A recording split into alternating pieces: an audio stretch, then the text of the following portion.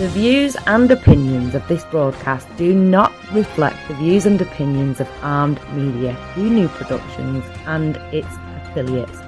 Enjoy the show. Pump up the volume on your parenting with Parent Pump Radio. Tune into something different that makes a difference. At Parent Pump Radio, instead of a ripple, we choose to create a splash. Get energized, get inspired, and get informed with how to parent in the new millennium. With your host and parent coach super guide, Jacqueline T.D. Wynn. This is Jacqueline T.D. Wynn. Welcome to Parent Pump Radio. Our show is all about dynamic family leadership, financial freedom, and leaving a profound legacy for our children. Parents working 8 to 6 and scared of a market crash, wondering how you'll fund retirement and college fees, want to earn stable, cash-flowing, appreciating income? Well, we teach parents how to create a safe, personalized real estate portfolio. Generate $10,000 plus a month, one house at a time, and involve the children in creating wealth. You can invest alone, of course, but when the family's involved, you empower your kids to become financially literate and able to manage their own lives. And when you have a family business, you and your kids always have something to talk about. Wealth building brings families together, kids, parents, and teens. We will find, acquire, renovate, and manage the properties for you. You build knowledge and wealth as little as 2 hours a month. So schedule your Is Real Estate Right for Me educational call today. Go to my website at integrativeminds.com, and there you'll also find a way to order all my 3 books. Our show is available on iTunes, Google Play, Stitchers, YouTube, and syndicated on rethinkradio.org, oneideaway.com, and Armed Radio. So on to our expert guest for the day. He helps consumers clean up and fix their credit profiles to improve their credit scores. He's been in the credit restoration since 1990. He grew his credit restoration company from 2 employees to over 550 employees before he sold the company in 2012. He had an annual revenue of $65 million. And after selling his credit restoration company, he joined a no advance fee debt settlement company called New Era Debt Solutions. They never charge upfront fees, and they only get paid if and when they can complete your debt settlement process. So ladies and gentlemen, I'd like to introduce you to Robert Childs. Hi, Robert. Jacqueline, hi. Good morning. Good morning. It's a great morning in Southern California. I know, you can't beat the weather. So let's talk about debt settlement. I want to know exactly what it is. People interpret it as what they probably see on TV a lot, at 2 o'clock in the morning when they're stressing out over their debts, debt consolidation. We do debt settlement. To tell you the difference between the two, debt consolidation means that you're not, in most cases, not going to get a principal reduction in what you owe on the balance.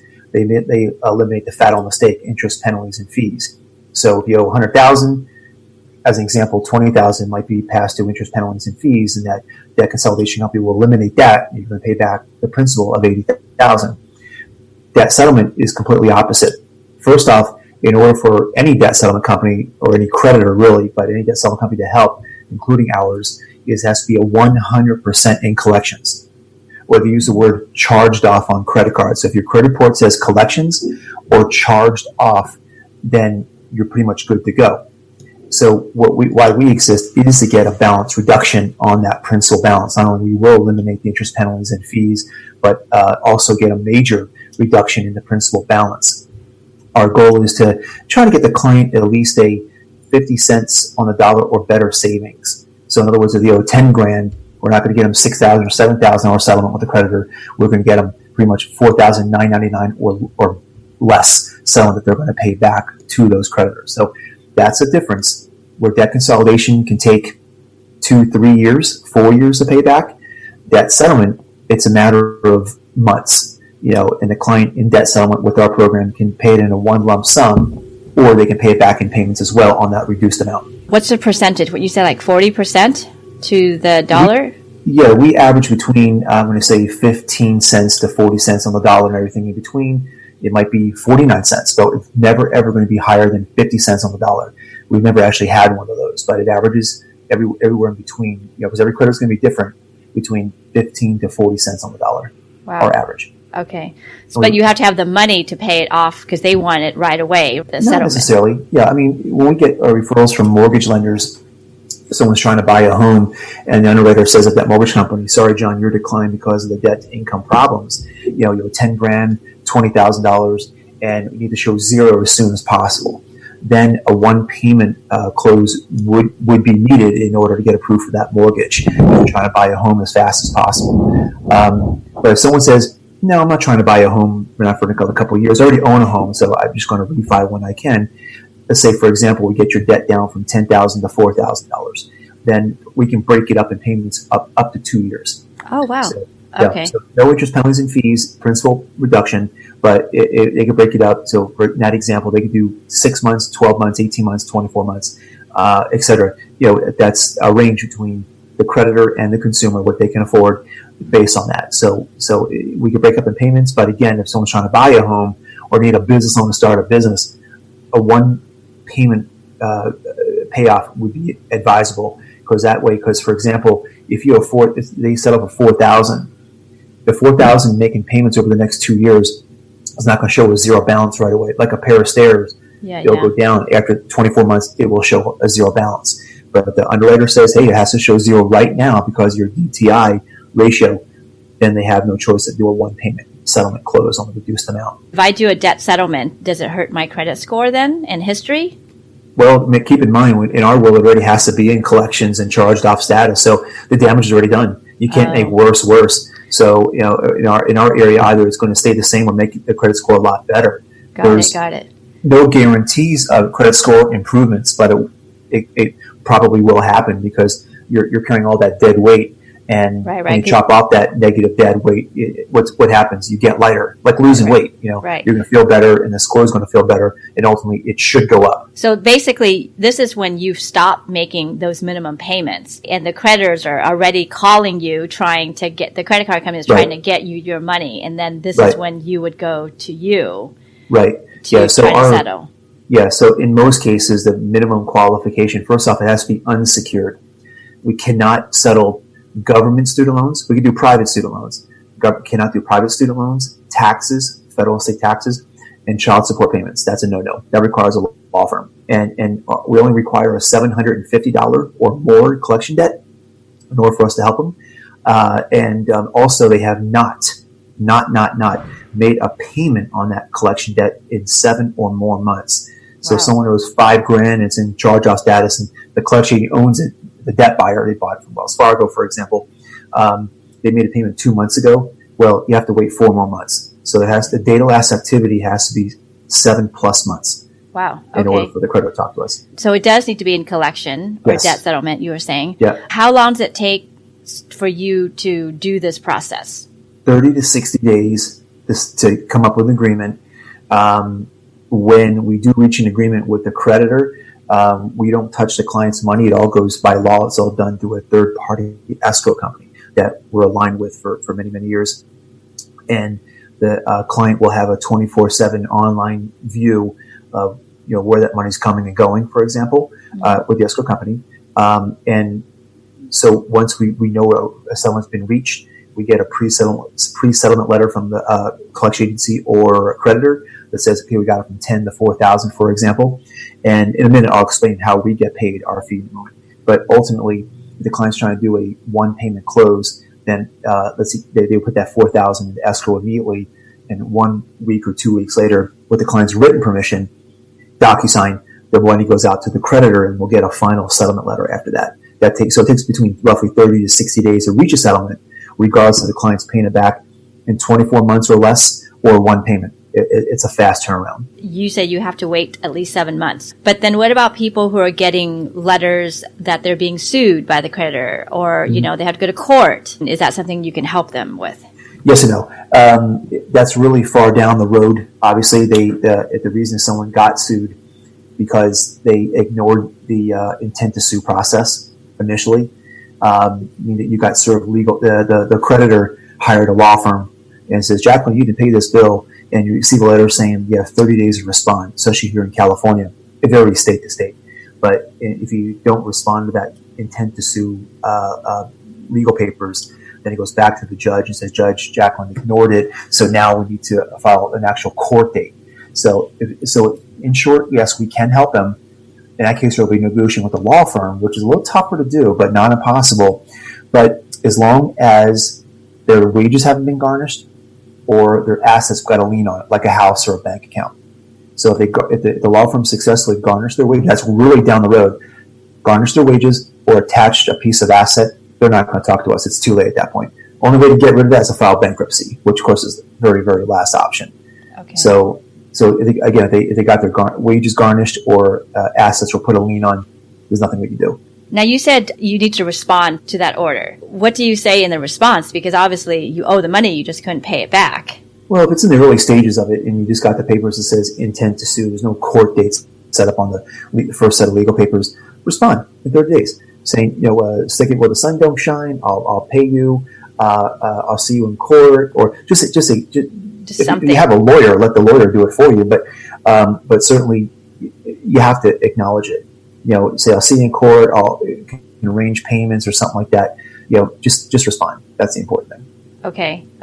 What have you found from your clients when it comes to their credits? Because you say you can't guarantee for it to improve, but I'm sure you've seen it improve. What's the time frame it takes? What's the score amount? If they do a one payment payoff because they're trying to buy a home, as an example, if we settle your debt from $10,000 to $4,000, and the client pays the $4,000 immediately, in that example, we get a final settlement letter from the creditor of the bad guys. We can send it to their underwriter to do a rapid rescore, and in 3 days to a week, they can see the score possibly jump as much as 100 points, maybe more. Really? So, yeah, it depends on the debt. It depends on the debt. I mean, if you have a $5,000 medical bill versus a $5,000 charge-off credit card collection, you're going to get more points on the type of debt, credit card collection debt versus medical bill. But if they do a rapid rescore, yeah, they should see a pretty positive improvement in the FICO score. If they don't use any type of rapid rescore, 30 to 60 days after that, roughly, they'll see their score jump, most likely. What do you see the difference in all of the debt? There's medical write-off, there's credit card. What else is there? And what's the difference in scores and everything? Well, I can't give you an exact number, but we are 90% of what we do, of course, are credit card debts. Yes. Even business debts we can do. You may not show in your personal credit report. If it's in collections, we do business debt settlement all the time. Same parameters. Medical bills, utility bills, Verizon, AT&T, Comcast cable, things like that, Spectrum cable that are considered utility. So those are the three most common. But we can't do it if it's secured. Another thing we can do are car loans. If the car was given back or repossessed, sold at auction, and it becomes a non-secured, unpaid balance. So 020, car repo, they sold it for 10. That $10,000 becomes an unsecured debt. We can help them. On a car loan, even personal. Private student loans. They go into collections as well. But we can't do government loans, but we can certainly do private loans that go into collections. Okay. Yeah. You said 90% of your cases are credit card. I don't know, give us some tidbits, hints, and ways of what we can do. Say someone has a $100,000 credit card debt, just an average. Let's say they spread out 5 cards, make it average, and they can't pay off all of it. What should they do? Well, again, in order for us to help them, it has to be 100% in charged off status. It has to say charged off on the credit report. But if they owe 5 credit cards at $20,000 a piece, they haven't paid on it in 7 or more months. They last activity 7+ months ago, and they have a willpower. They can breathe on a mirror, and they have a willpower to want to do it, settle it. Yeah, we can help them. Remember, we don't have to work on all 5 credit cards. We can do one at a time based on the budget. Okay. Some of the parameters and no-nos to do is if the data last activity, it's called DLA on the credit report, is over 4 years ago, the creditor can't send you a collection letter or even a phone call without being a harassing phone call anyway.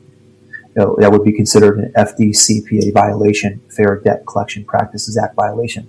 Not a lawyer, but I know a lot about that. They incorrectly report on your credit report as a different amount. That's an FCRA violation, Fair Credit Reporting Act violation.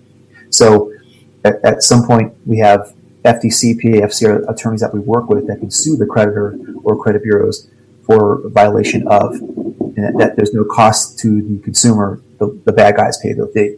But that's different. That's a webinar for another time. But ultimately, if they call you, never admit that you owe the debt. Don't say, how much do I owe, or how much did you say that I used? Refer to yourself in the third party. How much did you say is owed? How much did you say was charged on this account? Because you're being recorded for quality assurance when we talk to these guys. And they can use it against you in a court of law in the future date if they take legal action against that person. So they call you, you say, send me something in writing. That's it. Send me something in writing, and I'll go from there. That's all I can say. So I tell people, don't ignore the calls. I mean, unless it's beyond 4 years, and hey, this debt happened 7-8 years ago. That's different. But if it went into collections 1, 2, 3 years ago, answer the call. Don't be afraid. So after 4 years, it's like pretty much written off. You don't have to pay it off, and they can't call you.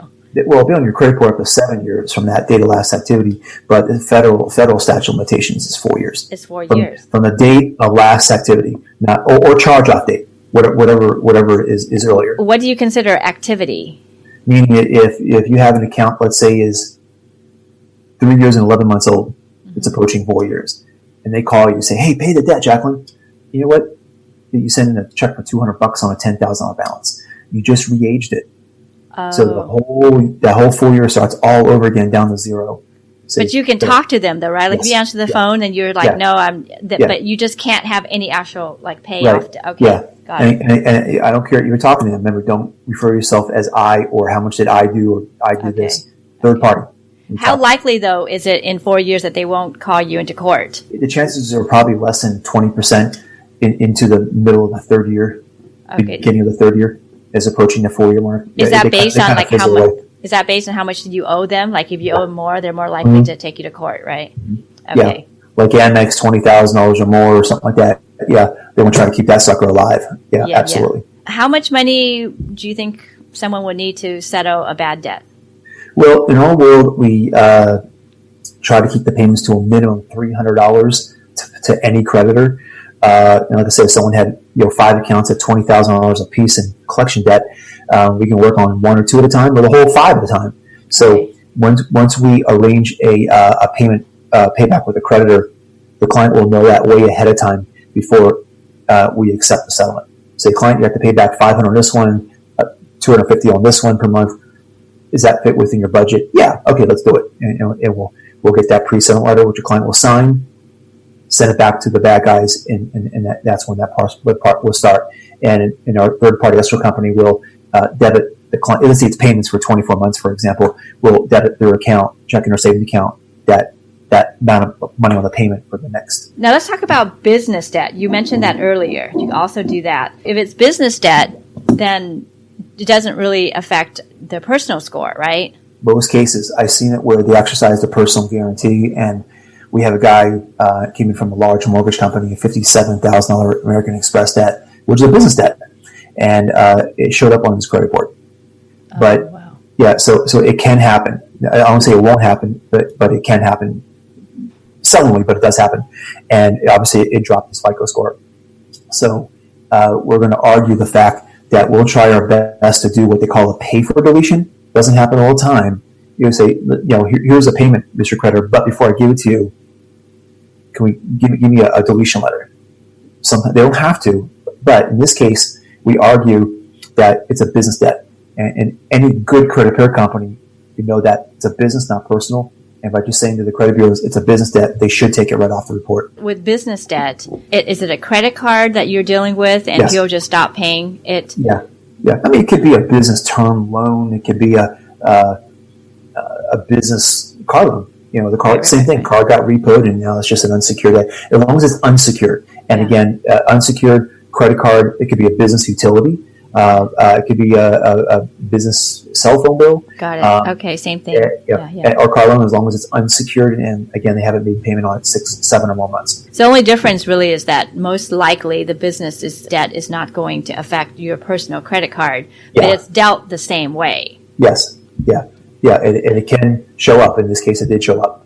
Yeah, American Express has a tendency to show up on the business debt shows up on people's personal credit reports for business American Express and another credit card. Now, if you had a business debt, if it's not going to affect your personal score, I would think just let it ride. Why do I need to hire someone to settle? Because eventually it's going to run out the 4 years anyways. Well, I'll say in 3 words: signed personal guarantee. They'll exercise that guarantee unless even if the business files bankruptcy and the owner or owners sign that personal guarantee, they're going to try to come after you personally, which means possible lien on. If you owe a couple $100,000, which is common with business debt, they can eventually put a lien on your house if there's equity. It's only if you sign the personal guarantee. Yeah. Okay. But again, I'm not a lawyer. I'm not a law firm. Right. But I've seen it happen where a business lawyer would know better, but knowing that even if in most cases the business files bankruptcy and Chapter 7 goes away, they could still come after you personally if they decide to exercise that personal guarantee. What would be the benefit of debt elimination and debt consolidation? Mm-hmm. Well, consolidation, again, over many years, you're not getting a principal balance on reduction on the principal balance. In debt settlement, what we do, that's why we exist, is to get a reduction. We can't get a reduction when client doesn't pay us. That's okay. Simple. Obviously, with the debt consolidation, you wouldn't have this period, like you said, 7 months where your credit score is down and you're getting bombarded with calls. So that's the benefit of consolidation. But then you have to pay the full principal off. Yep. Okay. 99% of the time. Yeah. But debt settlement, always going to get a balance reduction plus the elimination of interest, penalties, and fees. Okay. Yeah. How can someone get a hold of you? So they can call me or send me an email. My phone number is, I'll say it twice, 949 area code 371-8885. Again, it's 949-371-8885. Or they can send me an email to robert@newerads.com. So Robert at NEWERA, D as in dog, S as in Sam.com. And of course, they can visit our website. I recommend that they Google my company name, New Era Debt Solutions. It's got a great online history, a great online reputation, and it's New Era Debt Solutions with an S on the end.com. Now, you also deal with another company that they can get financial services too. Can we talk just briefly about that in case they want some of that? Mm-hmm. So, we're connected with all types of folks, but if I get a referral from a mortgage company, I'm not going to send it to another mortgage company. That's called burning bridges. But ultimately, in your show, obviously, these people are freestanding for their own referral. So these folks need help with nonprofit education for their kids, like you talked about in the intro, or understanding how to start a business, or they want to understand is credit repair a good option for me after that selling? I got a lot of resources. I got a lot of referrals I can send to local too, and I got a lot of connections across the country. So this is the financial literacy part that we talked about. Yep. Understanding it, knowing it, and then teaching your kids and getting your kids involved in it. Okay. Yeah. I got a great Los Angeles-based national nonprofit that does financial literacy. I won't say it now, but if someone calls me, I can tell them about that offline. Okay, perfect. Yeah. Robert, besides you helping people with this debt consolidation, this is just a small part that you do. We're talking about financial literacy for the family. Mm-hmm. Tell us about what else you could do in the big picture to help the family. Definitely.